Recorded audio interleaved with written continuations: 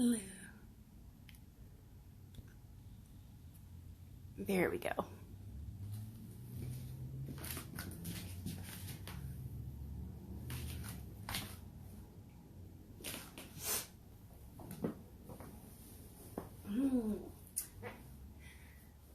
All right.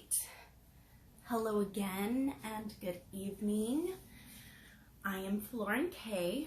I use they, them, their, or they, them, their pronouns, and we are going to read a bedtime story this week because I want to do this every week now, every Sunday, so we can get ready for the week ahead on Monday. So this evening's bedtime story is called Vidia and the Fairy Crown.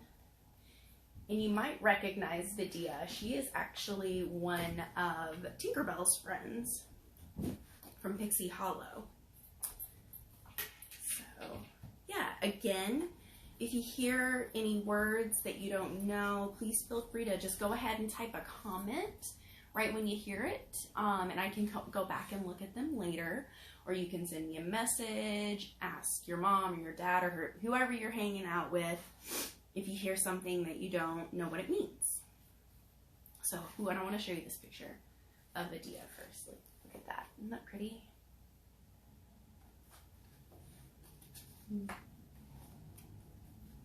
All right, so there's a little bit of an introduction in this book. And so I'm going to read that, and it's called All About Fairies. If you head toward the second star on your right and fly straight on till morning, you'll come to Neverland, a magical island where mermaids play and children never grow up. When you arrive, you might hear something like the tinkling of little bells. Follow that sound and you'll find Pixie Hollow, the secret heart of Neverland. A great old maple tree grows in Pixie Hollow, and in it lives hundreds of fairies and sparrowmen. Some of them can do water magic, others can fly like the wind, and still others can speak to animals. You see, Pixie Hollow is the Never Fairies kingdom, and each fairy who lives there has a special, extraordinary talent. Not far from the home tree, nestled in the branches of hawthorn, is Mother Dove, the most magical creature of all. She sits on her egg, watching over the fairies who in turn watch over her. For as long as Mother Dove's egg stays well and whole, no one in Neverland will never grow old. Once, Mother Dove's egg was broken, but we're not telling the story of the egg here. Now it's time for Vidia's tale.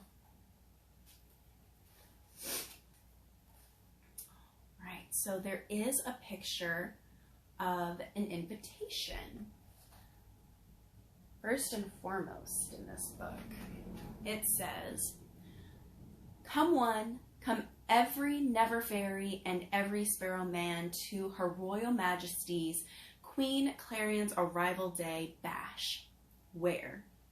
The Home Tree Dining Hall. When? The evening of the next full moon just after sunset. To make it the merriest, wear your fairy best." Chapter 1.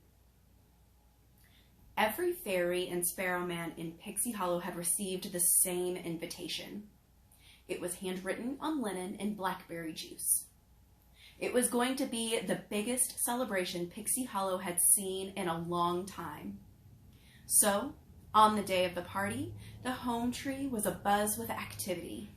The Never Fairies went all out getting ready to celebrate the arrival day of their beloved Queen Clarion, whose nickname was Ree.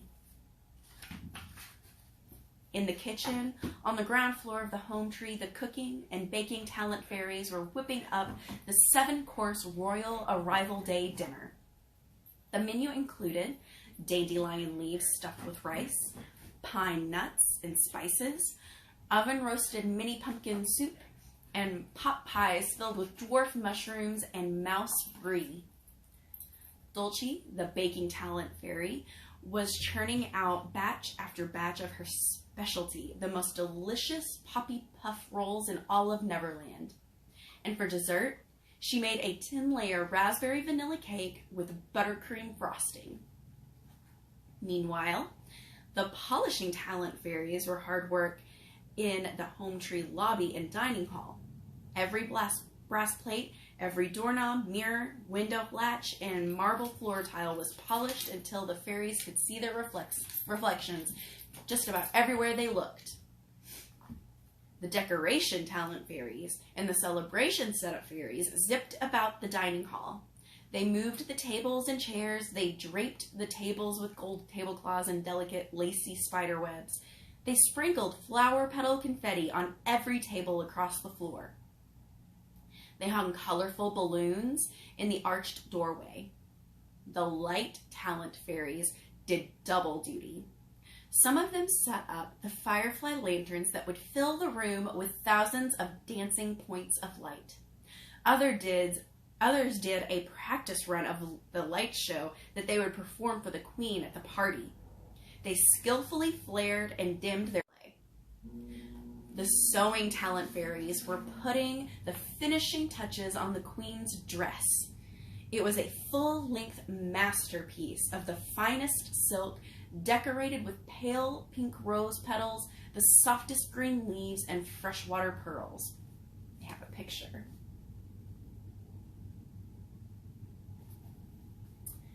Even Tinkerbell, a member of the Pots and Pans talent, was helping out. The cooking talent fairies needed every pot and pan they could get their hands on, so Tinkerbell had risen early that morning. She finished fixing all the broken pots in her workshop on the second floor of the home tree.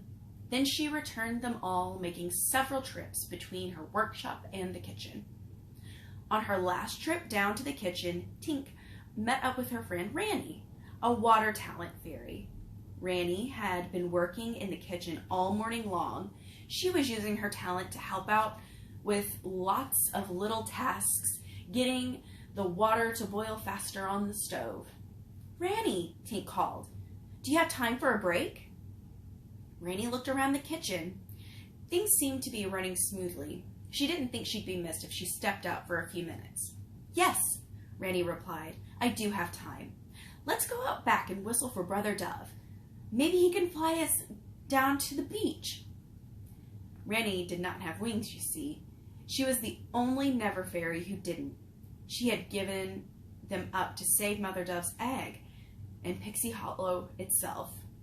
Ever since then, Brother Dove had been her wings. Whenever she wanted or needed to fly somewhere, Ranny just whistled for him and Brother Dove came to her. Tinkerbell and Ranny left the kitchen through the back door. They stepped out to the late morning sunshine. It was a glorious, clear day. Tink took a deep breath of fresh air. "It's going to be a beautiful evening," said Ranny, finishing the thought. She had a habit of finishing other sentences. "The perfect night for a party." Just then, there was a rustling in the brush overhead. Both Tink and Ranny jumped. Is it a hawk?" Ranny cried in alarm. Hungry hawks were the greatest threat to the Never Fairy's safety. Instinctively, Tink flew in front of Ranny, shielding her. She strained her eyes and gazed up into the brush. She wanted to get a better look. Then, as she made out the shape of a fairy among the leaves, Tinkerbell relaxed. She put her hands on her hips. "That's no hawk," Tink said with a laugh. "It's Vidia." A dark-haired fairy zipped down from above. She landed next to Tink and Ranny. "Hello, darlings," Vidia said. She flashed them a sly smile. Vidia threw around words like darling, dear, and sweetheart, but the way she said them made her fellow fairies wonder if she meant the opposite. "Why aren't you two inside getting ready for the big party, just like all the other good fairies, Vidia asked them. "We were," Tinkerbell replied shortly. "We're taking a break," said Ranny. "What's your excuse?" Tinkerbell asked Vidia. Tinkerbell knew all too well that Vidia wouldn't be caught dead helping out that day. Vidia's relationship with Queen Ree was complicated. In fact, Vidia's relationship with everyone in Pixie Hollow was complicated. She was the fastest of fast-flying talent fairies. But one day, Vidia had decided that being the fastest was not fast enough. Greedy for even more speed, she had done something cruel. She had plucked 10 feathers from Mother Dove. Then she had ground those feathers into extra powerful fairy dust that gave her extra flying speed. After that, Queen Ree decided that Vidia couldn't be trusted around Mother Dove. She banned Vidia from Mother Dove's company. Over time, Vidia had become more and more distant with the other fairies. She was the only fairy in Pixie Hollow who didn't live in the home tree.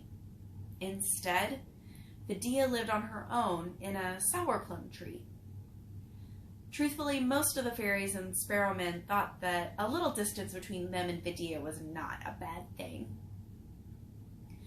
"Are you even coming to the party tonight?" Tinkerbell asked Vidia. Vidia smiled.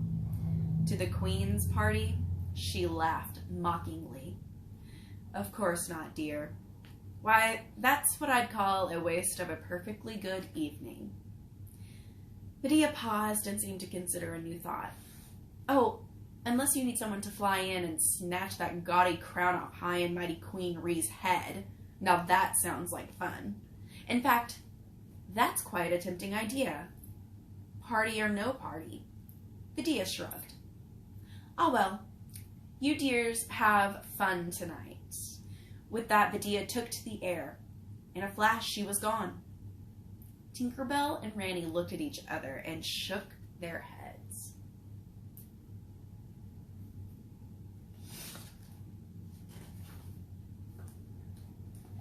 That evening, as the sun inched its way toward the horizon, the activity in the Fairy Queen's chambers inside the home tree kicked into high gear. The Queen's 4 helper fairies, Cinda, Rhea, Liesel, and Grace, were laying out the clothes, shoes, and jewelry that Rhea would wear to the party. Liesel gently carried the Queen's fancy new gown from the closet and put it on the Queen's bed. She unbuttoned the 5 pearl buttons to make it easier to help the Queen dress later. Grace picked out a pair of pointy-toed, rose-colored silk heels for the Queen to wear. She placed them near the foot of the bed. Rhea opened the Queen's jewelry box. She chose a pretty shell charm on a silver chain that went nicely with the Queen's dress. Meanwhile, Cinda entered the Queen's sitting room and crossed to the crown cabinet on the side table. Naturally, the Queen would wear her crown to the party. Not only was it incredibly beautiful, but also it was a tradition for the Queen to wear the crown to any celebration. The crown was the most special fairy treasure in all of Pixie Hollow, except for Mother Dove's egg. It was the only item that the fairies still had from the earliest days of the Never Fairies. It had been passed down from fairy queen to fairy queen throughout the ages. It was priceless and irreplaceable. So when she stopped to open the cabinet, Cinda froze. The crown wasn't there. Chapter 2. When Queen Rhea heard the news of the missing crown, she called an emergency meeting. 25 message talent fairies zipped out of the home tree. They fanned out in all directions to ask every pharaoh and sparrow man in Pixie Hollow to gather immediately in the home tree courtyard. Queen Rhea waited patiently. She watched as, by 1s and 2s and 3s, fairies flew into the clearing. Many of them looked worried and whispered to one another nervously. "What do you think is wrong?" whispered one fairy. "It must be an emergency," whispered another, "or it wouldn't be called an emergency meeting." "The Queen does look very serious," whispered a sparrow man. They gathered in a wide circle around Rhea. Some fairies hovered in mid-air. Some found standing room on the mossy ground. Some sat on toadstools or small pebbles. Everyone had his or her eyes fixed on the queen, who waited patiently as the crowd and hubbub grew.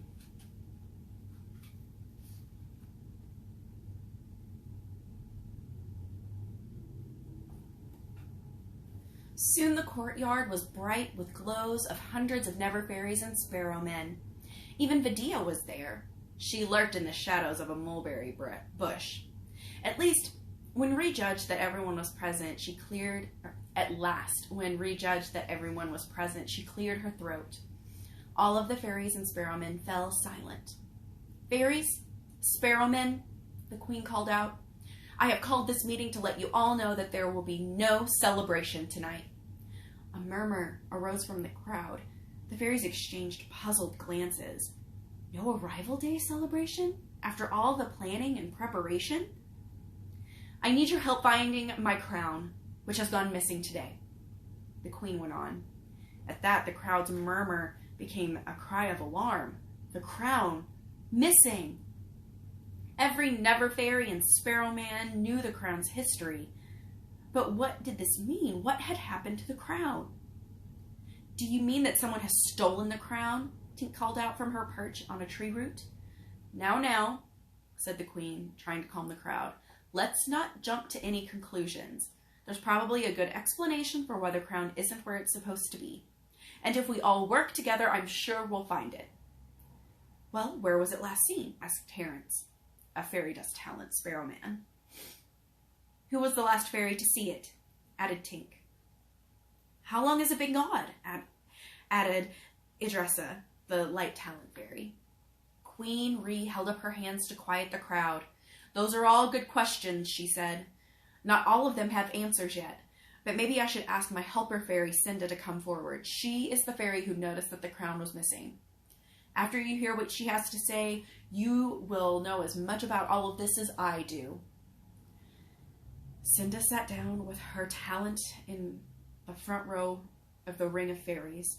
Her glow flared with embarrassment as she met the queen's eyes. "Don't be afraid, dear," the queen said. She waved Cinda over. "Just tell everyone what you told me." Slowly, hesitantly, Cinda flew to the center of the courtyard and stood at the queen's side. "Well, there's not much to tell," she said quietly. She told everyone how she was shocked she'd been when she found the crown cabinet empty earlier that evening. "I thought maybe another fairy had beaten me to it, had already taken the crown out and laid it on the queen's dressing table. But when I asked the others if they knew where the crown was, no one did." Cinda looked up at the queen. "We didn't know what to do. Nothing like this has ever happened before. So we told the queen about it right away. She called an emergency meeting, and here we are." Queen Ree smiled at her. "Thank you, Cinda," she said. Then as Cinda retook her place in the circle of fairies, the queen looked up at the crowd. "Now I have something to ask all of you," she said. "I would like you to think back over the last couple of days. Has anyone seen, heard, or done anything that might have something to do with the missing crown?" No one spoke for a long while. The fairies all looked expectantly around the circle. Their eyes darted this way and that, following the smallest noise, the slightest cough, rustle, or sigh, only to find that the fairy who made it didn't have anything to say after all. Then, at last, a tiny voice piped up from a cluster of toadstools near the home tree front door.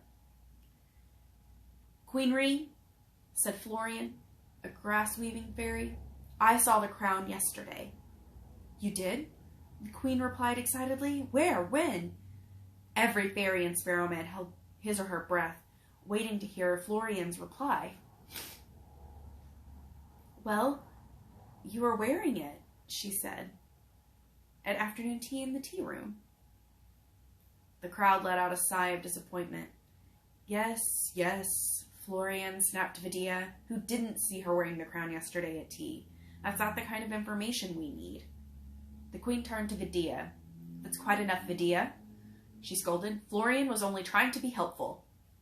"Yeah, Vidia," said Ranny. She hopped off her seat on a pebble and put her hands on her hips. Besides, I remember you making a certain nasty comment about the crown this morning. What was it you said exactly? Tink chimed in before Vidia could answer. She said she was planning to fly into Queen Rhee's party and snatch the crown off her head.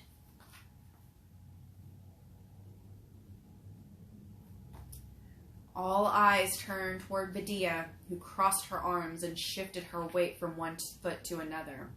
She scowled across the fairy circle at Ranny and Tink. Well, said Queen Rhee, turning to look at Vidia. Is that true? Did you say that, Vidia? I said that I wasn't coming to the party, Vidia replied. I think my exact words were, unless, of course, you need someone to fly in and snatch that gaudy crown off the high and mighty Queen Rhee's head. The crowd gasped. To say such a thing and right in front of the Queen herself. But then again, Vidia had never been one to mince words. That's not all, Tinkerbell said. Then you said that the idea of snatching the crown sounded like fun, that it was something to consider.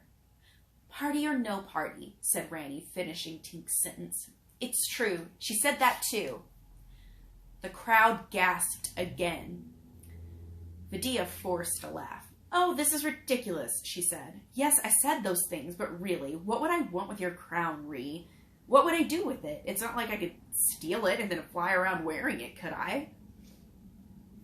Queen Rhee looked troubled. No, Vidia, she replied. That doesn't make sense. Honestly, I have no idea what you would want with the crown. And honestly, I don't want to believe that you've had anything to do with its disappearance. But these are serious charges. The Queen looked all around at the fairies and sparrowmen. Does anyone else have any other information to share? She asked. Anything that might help us figure out this situation. Queen Rhee and the crowd waited silently for several moments, but no one spoke. No one had anything to add. Well then, said the Queen. She turned back to Vidia. I have no choice. The crown is special to all of us. It doesn't belong to me, it belongs to Pixie Hollow. If we should find that anyone here has taken it, that would be very serious. She took a deep breath before continuing.